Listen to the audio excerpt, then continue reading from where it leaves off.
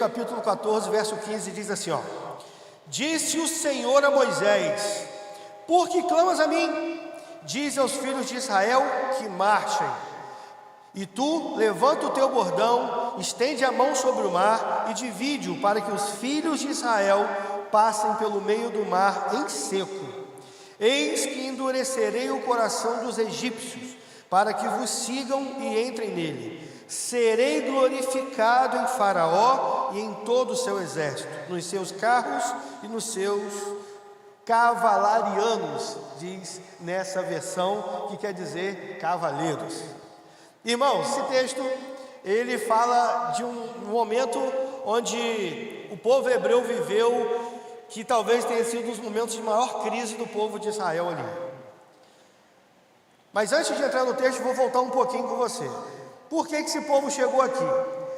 Eles chegaram nessa situação porque eles eram escravos no Egito. E Deus levantou um homem chamado Moisés, o libertador. O livro de Êxodo, que quer falar, o livro do Êxodo, que quer dizer saída, que fala basicamente do nascimento de Moisés, da escravidão do povo, da chamada de Moisés quando ele fica diante da sarça ardente, que se ardia, queimava e não se consumia. Fala da escravidão do povo hebreu, onde Faraó escravizava o povo. Fala do momento onde Moisés se posiciona como líder da nação ali, do povo, ainda não era uma nação, mas do povo hebreu, e ele ali consegue chegar diante de Faraó para mostrar para Faraó a importância de Faraó entender o poder de Deus. A gente consegue ver no livro do Êxodo um momento onde o povo, onde é instituída a primeira Páscoa. Na nossa celebração de Páscoa falamos disso, onde o povo se reuniu, comeram do cordeiro, ali eles passaram o sangue do cordeiro nos umbrais das portas, mas logo depois eles foram libertos. Depois de serem libertos, eles chegam nesse momento aqui, onde eles conseguem chegar diante do Mar Vermelho, e quando olham para trás, vê Faraó e seu exército vindo, e eles não tinham saída ali, eles não tinham outra opção. Irmãos, é fundamental nós entendermos que momentos que o povo passou de escravidão ou de crise, ou que algum profeta, algum personagem bíblico viveu, são momentos que às vezes nós passamos, são crises que às vezes nós vivemos. E quantos de nós, em determinado momento da nossa vida, nos sentimos exatamente como Moisés e o povo, encurralados? Você olha para frente, vê o mar, humanamente falando, não vê saída. Olha para trás, encurralado. Faraó vindo furioso, porque Deus tinha mudado o coração de Faraó. Faraó vem furioso com seu exército para matar todo o povo, para escravizar o povo novamente. Irmãos, quantas vezes eu me vi assim? Quantas vezes você já deve ter se visto assim? Olha para um lado, não vê saída. Olha para o outro, não vê solução. E aí, o que fazer?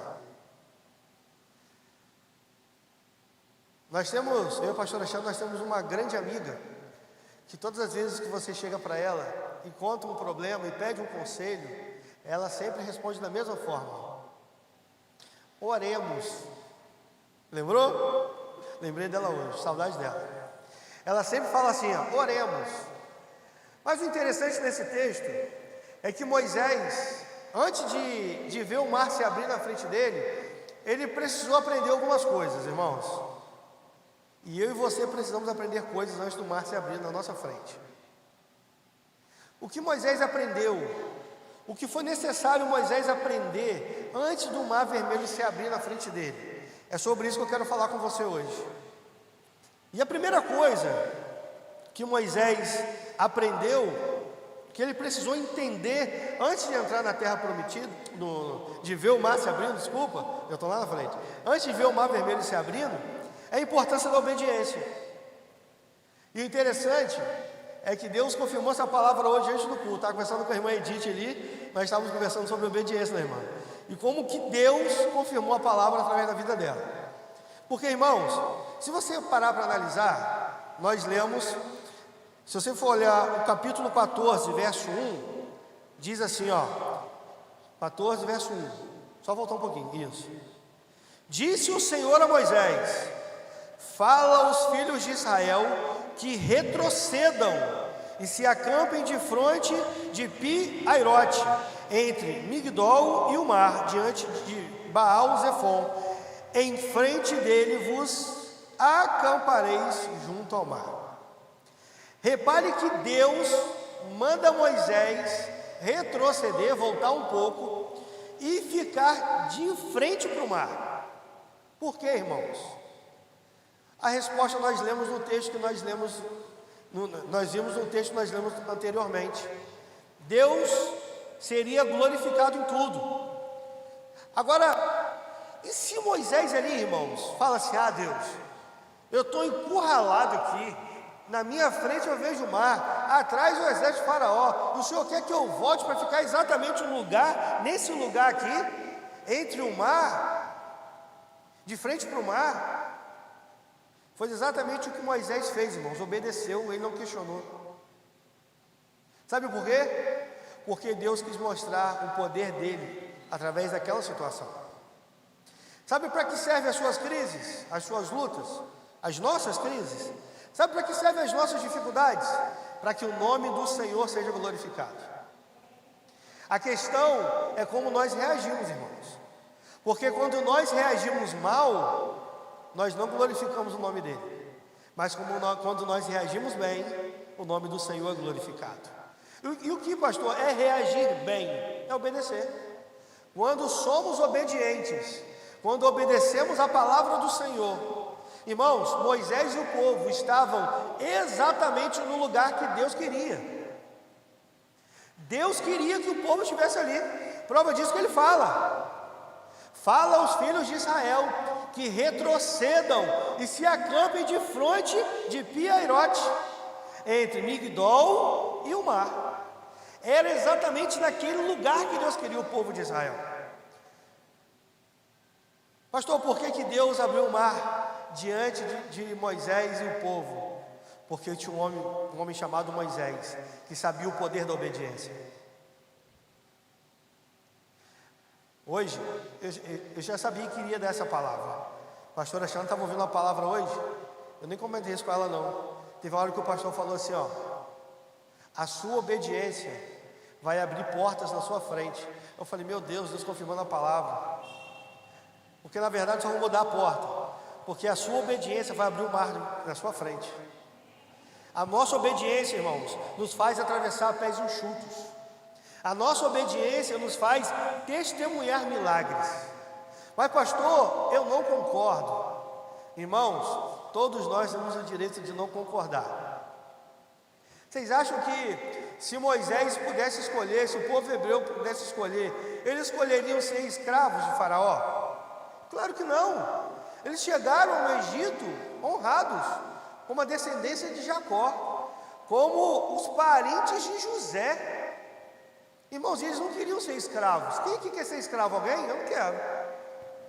Mas era um processo natural. Quantos dali?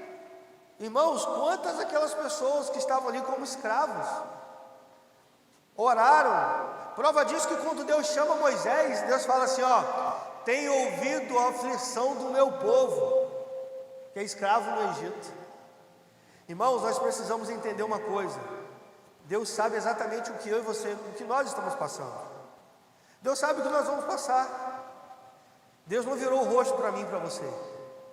Mas nós precisamos obedecer. Nós precisamos entender a importância da obediência.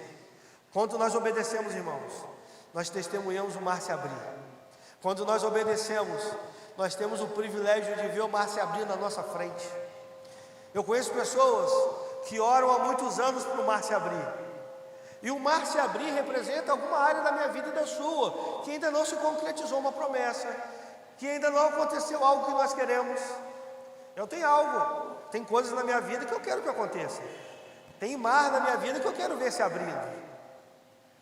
Mas eu preciso entender a importância da obediência. Moisés obedeceu, irmãos.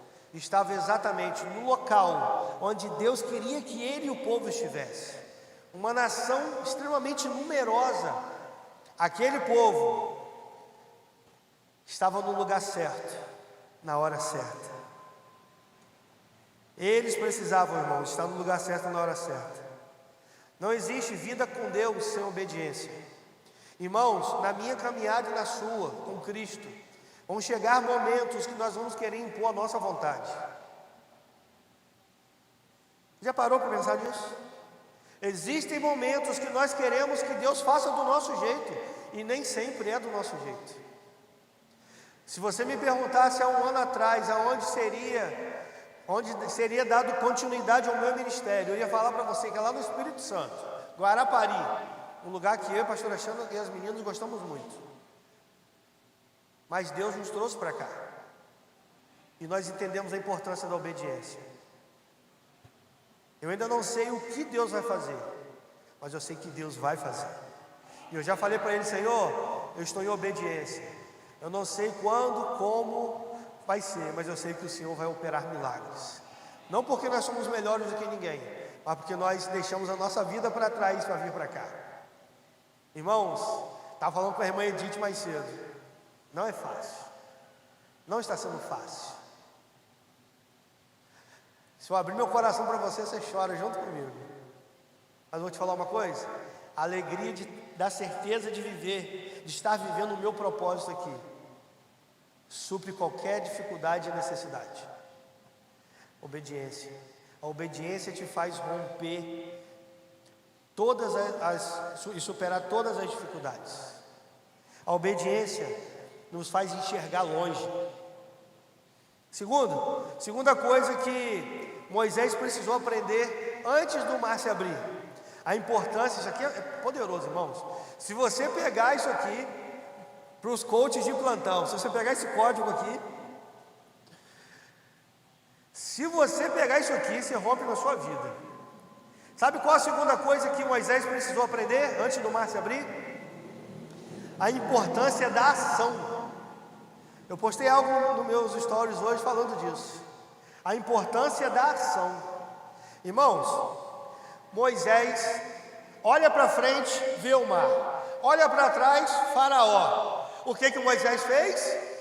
Foi orar. Olha que nobre, irmãos. Irmãos, é muito nobre isso. Não é nobre? Mas não era o que Deus queria. Olha que louco. Eu não estou pregando contra a oração aqui, irmãos, de forma alguma. Não estou falando para você não orar. A oração é a chave da vitória. Mas existem alguns momentos específicos que não é a oração que vai transformar, é a sua ação.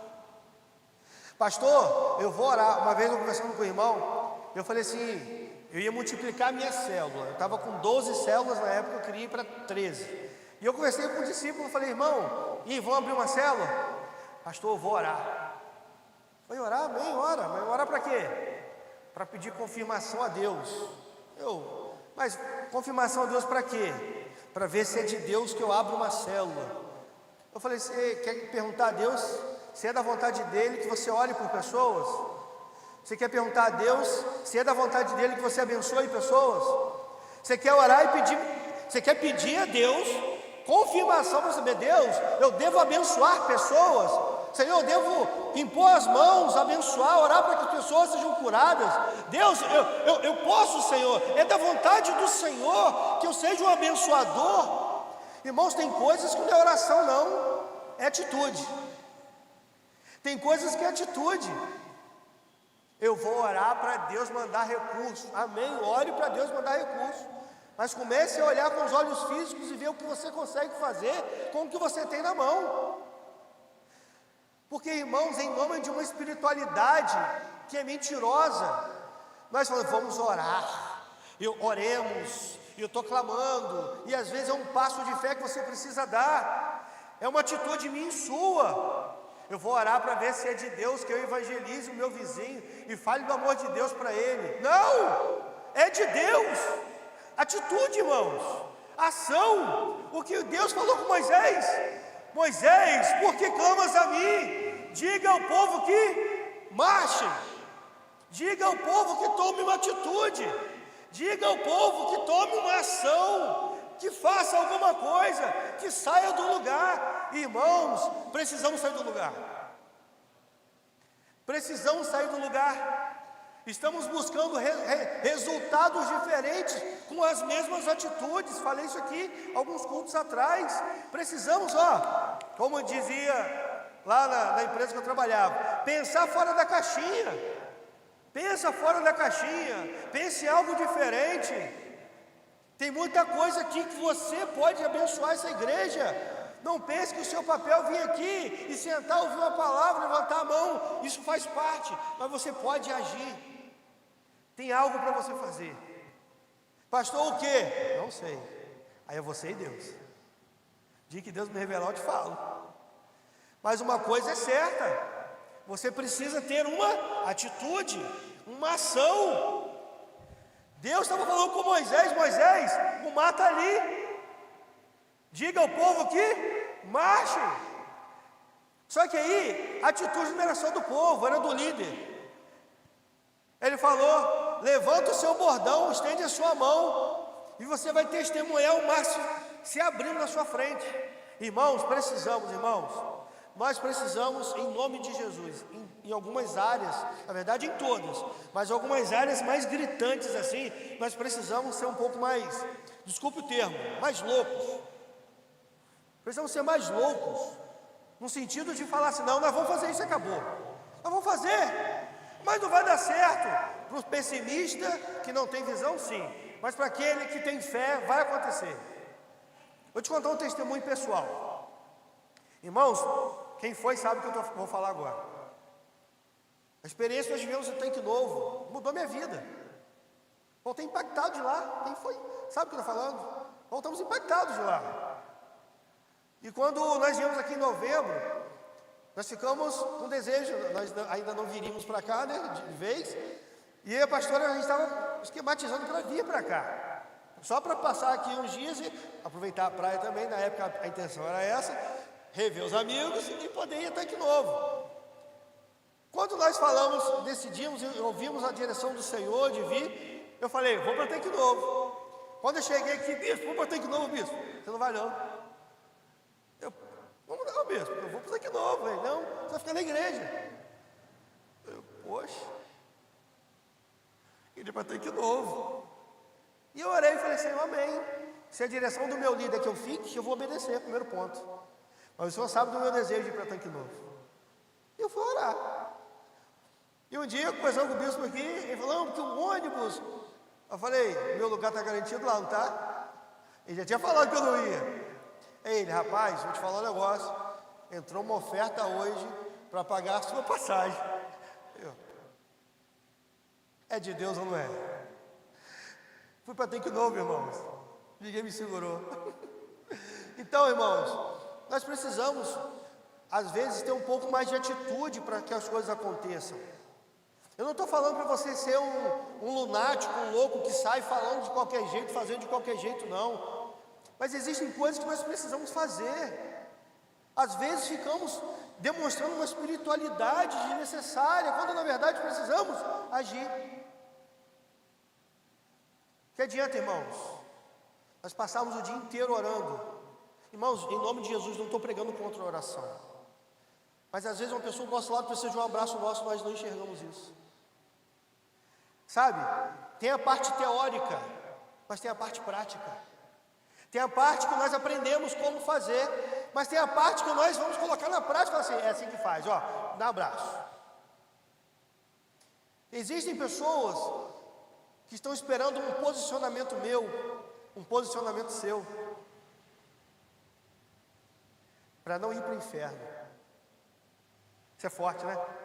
Existem pessoas que estão numa depressão profunda, que só precisam de um abraço seu, uma palavra minha. Existem pessoas que estão vivendo num nível de ansiedade extremo, irmãos, que só precisam de um ombro amigo, de um ouvido, de alguém para que ela possa falar e você ouvir e eu ouvir. Está entendendo como é muito prático? O evangelho é prático, irmãos. Então nós precisamos, em algumas áreas, alguns momentos específicos, ser um pouco mais práticos. E falar, e viver, e praticar aquilo que a Bíblia nos ensina. A pastora Xana falou algo aqui que nós aprendemos, eu falei em uma pregação. Nós não somos o que o mundo diz que nós somos, não. Nós somos o que a Bíblia diz que nós somos. Nós não podemos o que as pessoas dizem que a gente pode, porque algumas pessoas vão dizer até que nós não podemos nada, mas nós podemos o que a Bíblia diz que nós podemos. Agora, nós estamos acreditando em quem? Precisamos ser mais práticos no nosso Evangelho. Precisamos ter um pouco mais de ação, de atitude, sabe? Precisamos ter um pouco mais de iniciativa, para que a gente de fato veja o poder de Deus se manifestando, para que de fato a gente veja o amor de Deus abrangendo e alcançando pessoas. Não é sobre falar, é sobre agir. Hoje eu e Geraldo fomos fazer uma caminhada, corremos um pouquinho e fomos fazer uma caminhada. Eu estava pensando nisso hoje, quando nós voltamos. Uma coisa é eu falar, preciso fazer a caminhada, preciso fazer a caminhada, preciso fazer a caminhada. Se eu só falar de fazer a caminhada, eu vou emagrecer, eu vou ter um condicionamento físico legal? Não. Eu precisava de alguém falar assim, pastor, vamos? Vamos. Então, eu tô com desejo no meu coração desde Campos. Eu acho que eu vou concretizar esse sonho aqui, eu vou fazer um grupo de caminhada. Fazer um grupo de caminhada, para nós caminharmos juntos, todo mundo. Até isso virar um evento aqui na cidade. Fazer camisa, ganhar almas, vamos fazer. Mas irmãos, aí eu quero emagrecer. E ação? E atitude? Está comendo bem? Está comendo certo? Está comendo na hora certa? Está praticando atividade física? Ah, mas eu preciso que algo aconteça. Se você precisa que algo aconteça, ore para que aquilo aconteça, mas haja, tome uma atitude. Atitude. Essa palavra, ela tem um poder na minha vida e na sua, devastador, irmãos. Atitude. Precisamos ter atitude. E às vezes, a gente entra num ritmo, numa mesmice espiritual, que nós começamos a cumprir tabela, cumprir com rituais, que nós vamos perceber depois que ficou no automático, virou automático, virou religiosidade. Irmãos, Deus não nos chamou para ser religiosos, Jesus nos chamou para ser amigos. E quando Jesus estava no barco, e eu vou encerrar com essa parte, e Jesus chegou e apareceu para aqueles discípulos, e Pedro viu e falou assim: Senhor, se é o Senhor mesmo, me manda ir ter contigo. Pedro nos ensina ali a importância da ação, atitude. E vou te falar uma coisa: se você quer sair daqui hoje com a sua vida transformada no sentido de ter mais ação, ter mais atitude, eu já vou te falar de uma das coisas que vai acontecer. Porque aquelas pessoas bitoladas, que não têm visão, aquelas pessoas que não gostam de tomar a frente, de assumir responsabilidade, elas vão sempre tentar te paralisar. Eu me lembro, há muitos anos atrás, quando eu entrei na equipe principal do apóstolo Luciano, lá em Campos. Eu me lembro que logo no primeiro mês ele pediu um relatório. Ele falou: eu quero saber quantas células vocês têm, com o nome do líder, o endereço da célula, quantas pessoas tem na célula. Aí, eu trabalhava numa multinacional na época, eu fui no computador, fiz uma planilha básica das minhas células, botei um gráfico e levei o relatório. Porque na empresa que eu trabalhei, era assim que acontecia. Aí estávamos reunidos de pé, assim, algumas pessoas sentadas, aí, pessoal, equipe, eu preciso do relatório. E quando eu olhei para o lado, eu vi uma irmã, aqui não tem nenhum, senão, vê se tem um papel aqui, tem um papel aqui, ó. Eu vi uma irmã, um papel assim, ó. A irmã com papel, parecia papel de pão, assim, aqui tem papel de pão não, né? Também é papel de pão da época de Francis, isso, né? Nem hoje não vai isso não. Mas a irmã estava com o papel assim, ó. Aí eu olhei para o lado, eu falei: será que aquele é o relatório da irmã? Aí eu falei: vou olhar. Aí eu falei, vou deixar o meu por último, porque eu não sei se é. Aí a irmã vai. Aí o apóstolo falou assim, não, ó, traz aí e tal. Aí a irmã com o papel dela.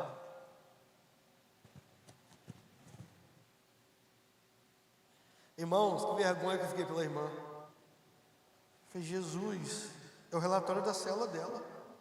Na verdade, da macro dela, porque a macro é a célula, ela é líder de macro.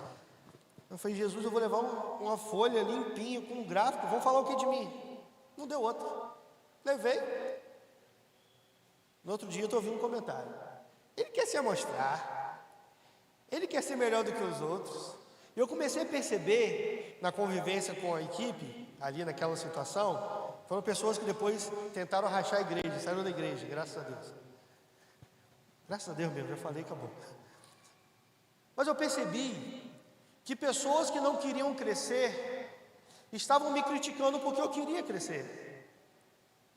Quando nós íamos fazer o evento, o Encontro com Deus, tem uma parte lá. Quem que já fez o Encontro com Deus? Só para eu saber.